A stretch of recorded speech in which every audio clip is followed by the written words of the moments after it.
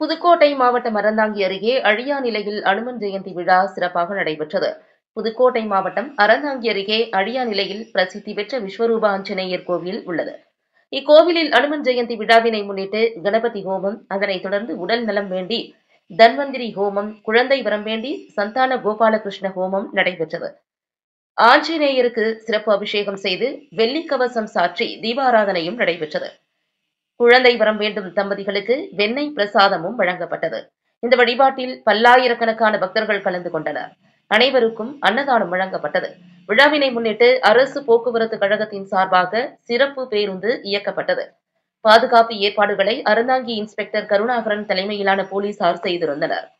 விழா ஏற்பாடுகளை கோவில் நிர்வாகி ரவிக்குமார் தலைமையில் விஸ்வரூப ஆஞ்சநேயர் நற்பணி மன்றத்தினர் செய்திருந்தனர்.